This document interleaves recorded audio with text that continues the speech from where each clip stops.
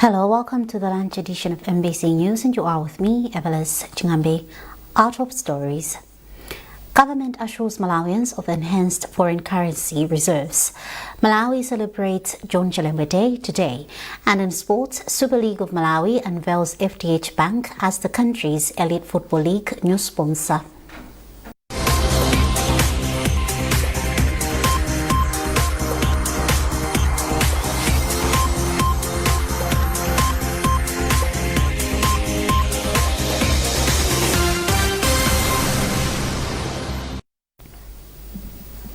Thank you for joining us. Now the news in detail. The Ministry of Finance has expressed optimism of a more responsive 2026-2027 national budget following nationwide pre-budget consultation meetings. The ministry has since concluded consultations after conducting meetings in the country's major cities where stakeholders contributed towards the formulation of the 2026-2027 national budget. Wenceslas Chira has filed us a report. As we speak now, we are seeing inflows that are coming. We have done that by using different ways. There were some that had exported. Speaking at the close of the Blantyre meeting, Minister of Finance Joseph Mwanaveka said he was impressed with the quality of import received across all the three regions and assured stakeholders that the contributions will be taken on board. The Finance Minister said the discussions have sent a message of hope to Malawians despite the tough economic measures currently being implemented. President Professor Peter Mutharika is determined to address the challenge that we have. He knows exactly what to do. But for this to happen, for the economy to be restored, it requires support of each and every Malawian to support. The decision that we are making, that the President is making now, are not out of bad intentions or ill will. The intention is to make sure that this economy is restored, so that at the end of the day, every Malawian, whether he's in town, whether he's in the village, whether he's doing business or not doing business, he should be happy that now the economy is doing well. I'm pleased at this point, at this juncture, that people seem to be happy because they have seen the maize prices are coming down. Some people are doubting that it will not happen. I want to assure them that it will happen. The minister also issued a stern warning to some banks, individuals and money transfer operators over alleged involvement in illegal foreign exchange trading and money laundering. Some players in the market are externalizing foreign exchange illegally. We are aware of individuals, we are aware of the business people, we are aware of banks. We are also aware of what we call money transfer operators, like Paisa, Mama Money and others that are transferring money illegally. So I want to warn them that shortly we'll catch them, shortly the long arm of the law will catch up with them, because as we speak now, the authorities are on the ground. The relevant institutions are on the ground to make sure that should stop. Meanwhile, Bankers Association of Malawi Chief Executive Officer Alines Nkungula says her association is looking forward to engaging the Ministry of Finance on the matter. He will come to the banking sector just to talk, to have a bilateral dialogues with the bank. I should say that as banks, they cannot conduct themselves in this practice because they are highly regulated. But still, you can have one or two bad apples within the institutions. So we are happy that if they have the information, let them come out and deal with this matter right there and then. The Minister of Finance says views collected during the pre-budget consultations will guide policy priorities for the 2026-2027 national budget, with a focus on economic stabilization, restoring confidence and improving the welfare of Malawians. Wenceslas Chirwa, MBC, Blantyre. Meanwhile, Minister of Finance, Economic Planning and Decentralization Joseph Mwanaveka has reassured people in the country that foreign exchange reserves are expected to improve to ease pressure on foreign currency availability, leading to reduced queues in banks for foreign currencies. The minister says the reserves have shown notable improvement, hence the assurance. As we speak now, we are seeing inflows that are coming. We have done that by using different ways. There were some that had exported tea, soya, pigeon peas, even tobacco. the process have not come. So we have checked with the Malawi Revenue Authority. We have looked at the CDON forms that they signed. And we know who has exported, but the processes are not coming. So we are targeting those. We need the foreign exchange to come back. We need to make sure that that comes back. We're also curtailing on the expenditures on foreign exchange, like travel. You have seen we have cut on travel, and that also we are cutting on foreign exchange. We have also cut on the importation of high-value items like vehicles. That also is affecting, actually in a good way, it's affecting our foreign exchange position. So I want to assure Malawians that this exchange rate that people are worried about, I think is going to improve. As we speak now, I'm told that the payroll rate now, it has moved from 4,500 to about 3.6, and I'm told it's continuing. And I'm also told that the Malawi kwacha against the Metcash in Mozambique, and also against the kwacha in Zambia, and also the Kenyan shilling, I'm told it's now improving. Malawi currency is becoming stronger and stronger, and that will continue.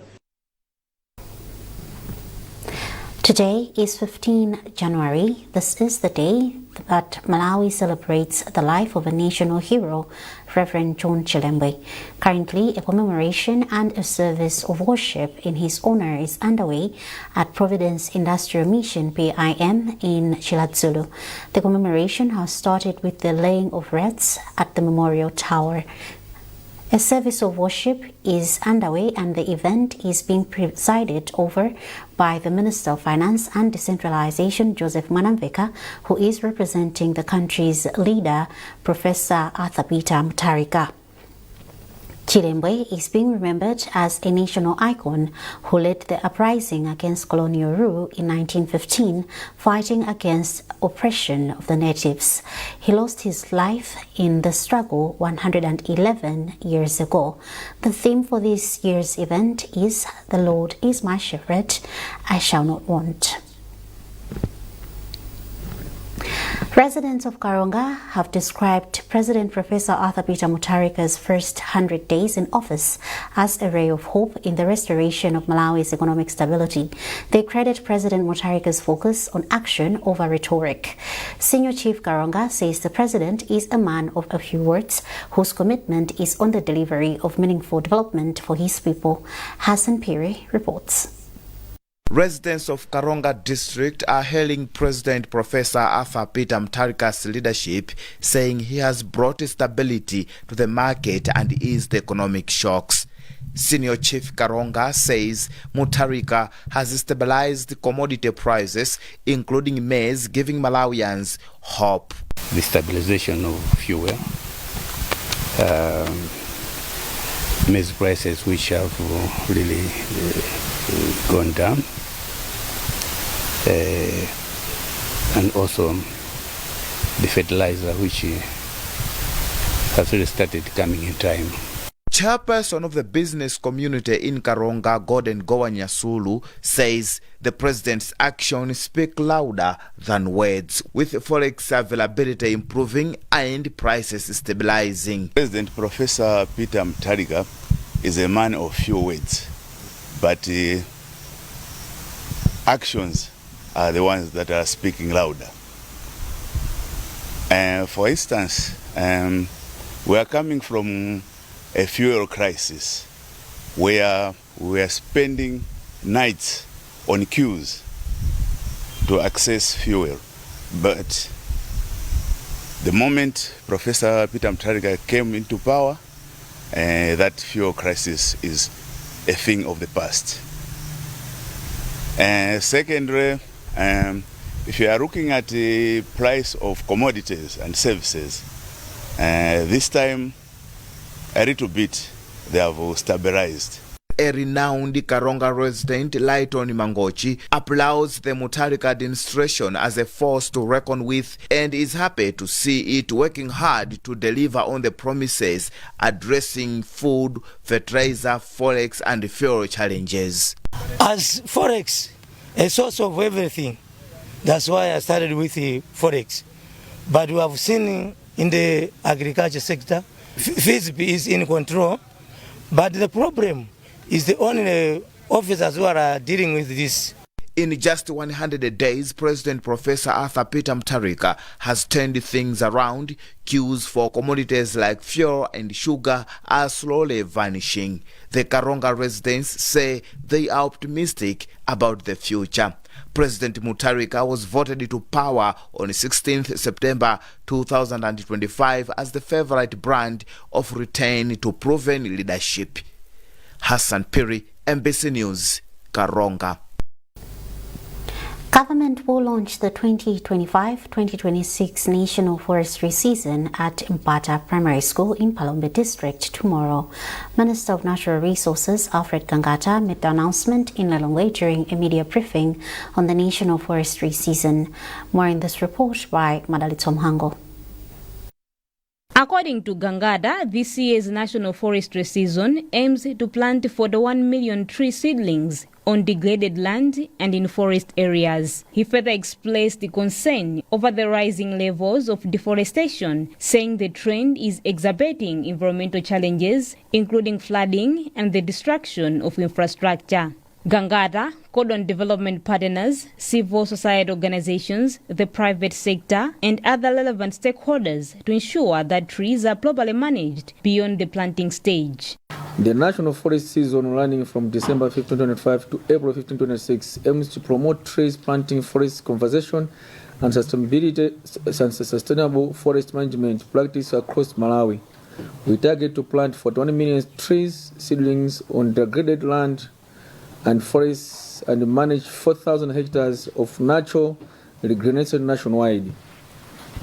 The seasons will be launched at Mpata Primary School in Palombe District by the Right Honorable Enoch Kanzinga Chihana, the second Vice President of the Republic of Malawi. This year's National Forestry Season will be held under the theme Trees and Forest for Community Resilience. Madalito Muhango, MBC News, Lilongwe. You're watching MBC News and you are with me, Evelis Chingambe. A reminder of our top stories. Government assures Malawians of enhanced foreign currency reserves. Malawi celebrates John Chilembwe Day today. And in sports, Super League of Malawi unveils FDH Bank as the country's elite football league new sponsor.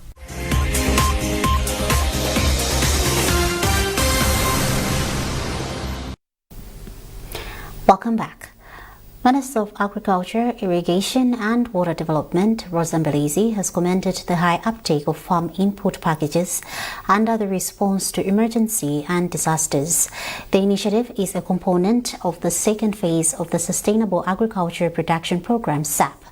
Over 18,000 of the 22,000 farmers who are expected to benefit from the program in Malaga and Lilongwe have redeemed their farm input packages.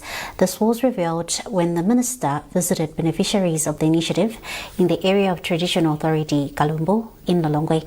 Olive Perry reports. Under the response to emergency and disasters rate component, each beneficiary household is entitled to receive input packages containing basil and top dressing bags of fertilizer and a 5 kg packet of maize seed.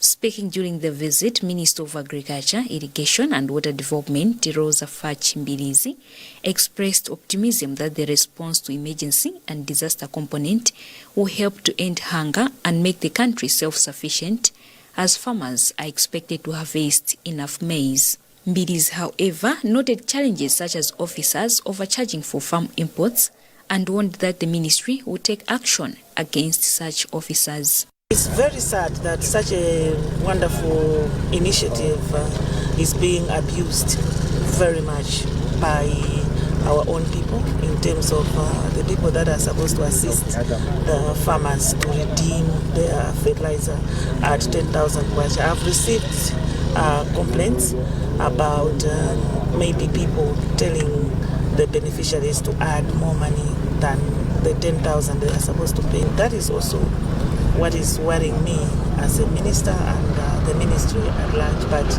we are dealing with that very decisively. National Coordinator of the Sustainable Agriculture Production Program, Rex Balua, says so far they have achieved a 100% redemption rate for farmers in Baraka, with only a few farmers remaining to redeem the farm input packages in Lilongwe. For Lilongwe, I'm also happy that the program is progressing very well, because out of the 17,950 beneficiaries, as of today, I'm told around 80% of the beneficiaries have so far benefited from the program.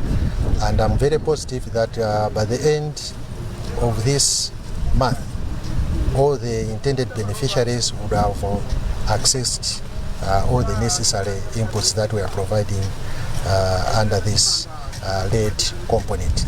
The response to emergency and disasters red component under the second phase of the Sustainable Agriculture Production Program was implemented with funding of $3 million from the International Fund for Agricultural Development, IFAD, to support vulnerable households in Baraka and Lilongwe. Farmers redeem a bag of fertilizer at the government seed price of 10,000 washa, or the seed is for free. Olive Pili, MBC News, Lilongwe. The Roads Authority is expected to reopen the M18 road, a key link between Kasungu and Nkhotakota districts, by the end of this week. Recent floods washed away the Bozi Bridge on the road, making it impassable. Our reporter, Lonjezo Sodoga, visited the area and now reports. The M18 road, which connects Kasungu, Nchisi and Nkhotakota districts, is among the roads that were recently damaged by floods that hit Nkhotakota district. The floods also washed away Wozi Bridge, part of the M18 road, a key structure that links Kasungu and Nkhotakota districts, resulting in disruption of traffic on the road. To ease the situation, government, through the Roads Authority, is carrying out maintenance works and has put in place temporary measures, including plans for a temporary bridge to restore normal traffic flow. Authorities, however, say that the process of restoring traffic requires time for water levels to subside before full works can proceed. Director of Major Projects at Roads Authority, Engineer Joel Longwe, said the contractors are working with speed to install a temporary bridge at the site. He said the road is expected to reopen to traffic by the end of this week. Contractors have fixed some of the sections that were done as we come from Nkhotakota. The only section that is remaining is this one. But as you can appreciate, this is quite a wide open. You could just come here and started working without proper plans.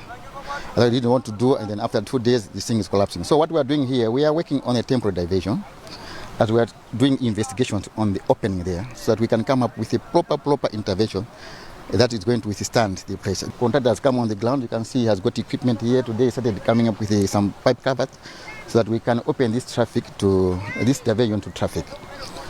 The contractor has assured us that on Thursday, this diversion will be done. As people await full restoration of traffic across the bridge, people who desperately want to cross to the other side have to pay their way. Some people from surrounding areas are helping to carry goods from one side to the other at a fee. One of the people offering such service is Lloyd Michael, who says this highlights the severity of the problem. The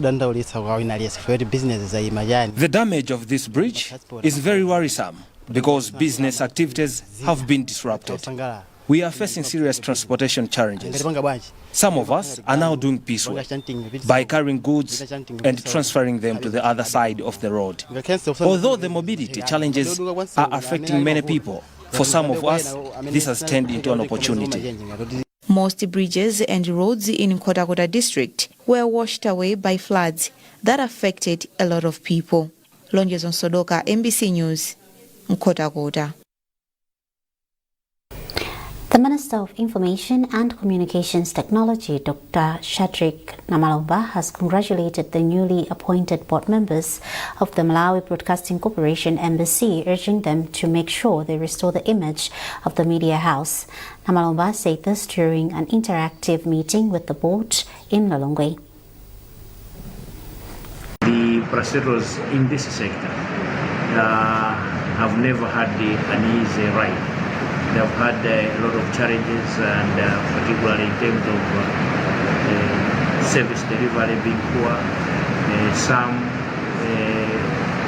overburdened by debt which they are failing to retire, taxes and pensions and liabilities and so forth, but also issues to do with discipline in the quality of services that we are delivering. So I took this opportunity to challenge them that they are there to serve the nation. They are there to serve His Excellency Professor Arthur. They are there to be ambassadors, to serve in the public interest, not in their individual capacities. And again, I reiterated the call that His Excellency Professor Arthur made, that this is no time to general, it's time to work, and we must all work. And that the government of His Excellency Professor Arthur will not tolerate corruption, will not tolerate abuse of office, will not tolerate any lawlessness.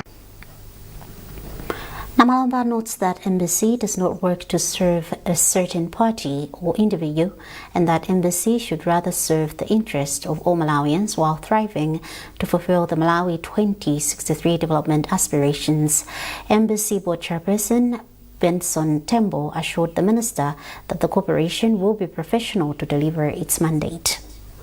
The board will work towards giving management strategic leadership, ensuring that there is good governance, and ensuring that journalistic standards are upheld, and also holding management accountable to their performance. And so with that, we will also be looking at the systems in MBC.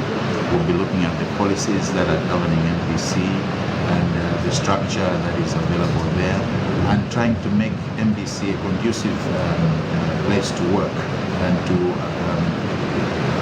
afford a discharge of professionalism. So this is what we are looking forward, so that we can transform MBC and regain the public trust. Yes, indeed, there are areas. We know that MBC is indebted to the tune of 9.1 billion kwacha, and we know that there is money that is out there that people owe MBC, about 2.1 billion kwacha, which we must collect. These are things that we have just found, and as I just said, this is the first point of call that we are making to the Honourable Minister in order for us to start work, and then we will be engaging management to see the modalities, but they already management in terms of the monies that is owed to MBC, there are debt collectors that are going around to make sure that money is collected. Electricity Supply Corporation of Malawi, ESCOM, says its 12 primary containers for battery energy storage system BESS have arrived at its project site in Lilongwe. BESS is directly linked to solar power, acting as a power bank to store excess energy from the sun.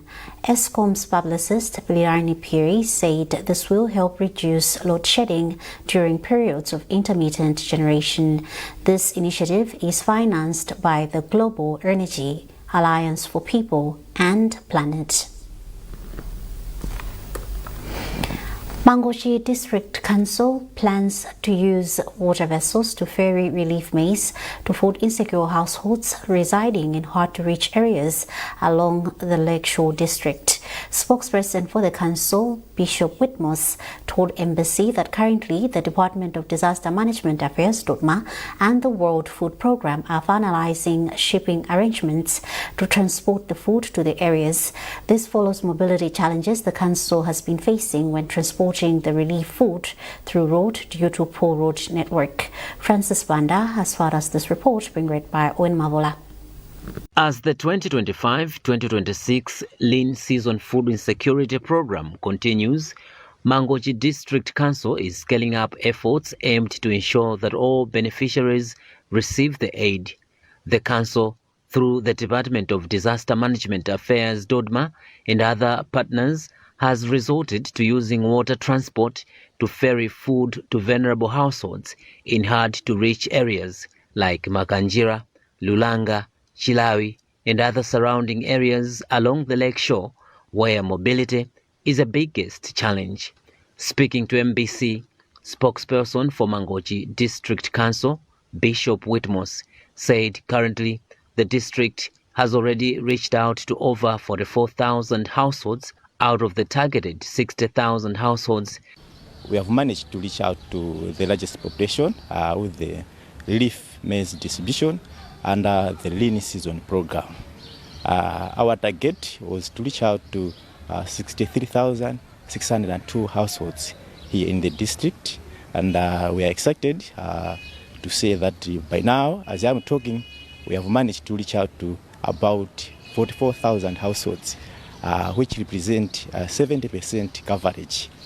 We are yet to reach out to about 19,000 households, and they include the areas of under traditional authorities, Lulanga, Makanjira, and other surrounding areas. Commenting on the development, Senior Chief Mapira of the district commended government for implementing the lean season program with urgency, noting that the distribution exercise did not take long after its launch in the eastern region in November last year.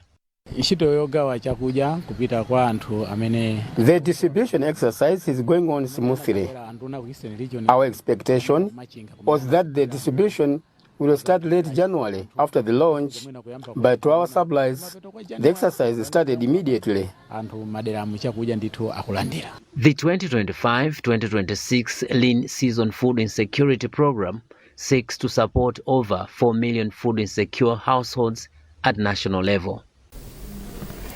FDH Bank is the new sponsor of the Super League, the country's elite football league. FDH has signed a 5-year deal that's worth 5 billion kwacha with the Super League of Malawi, Sulum. And starting this year, the Super League will be known as the FDH Bank Premiership. Details in this report by Norbert Jimson. The bank will invest 1 billion kwacha every year, taking over from mobile phone operator TNM, who have bankrolled the league for the past 18 years. Witnessing the contract unveiling ceremony in Blantyre on Wednesday evening was Minister of Youth, Sports and Culture Patricia Wiskes, who held the bank for the landmark commitment. To date, this is the single biggest support that we are getting from the private sector, so we really thank FDH for a landmark commitment such as this.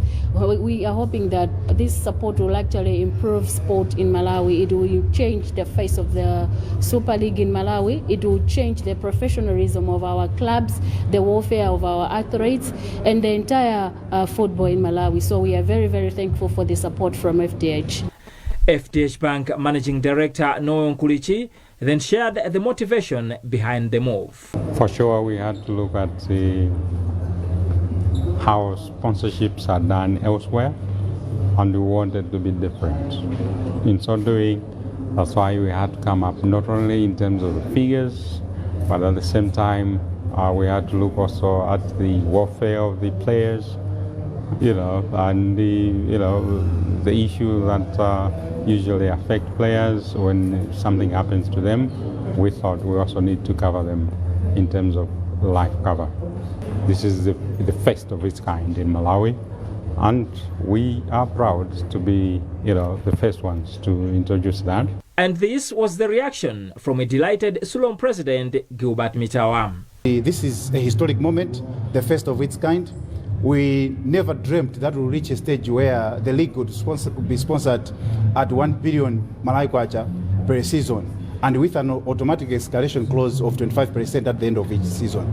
Therefore, allow me to sincerely thank FDH Bank PLC for this great investment, and I want to assure them that will give them the value for their investment.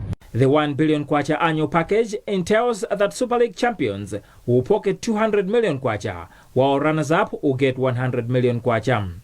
The third-placed team will receive 75 million kwacha. The bank will also set aside a player welfare revolving fund pegged at 100 million kwacha and a player life cover fund. Norbert Jameson, MBC Sports. And that's it from our newsroom this afternoon. You've been with me, Evelis Jingambe. Thanks for watching and good afternoon.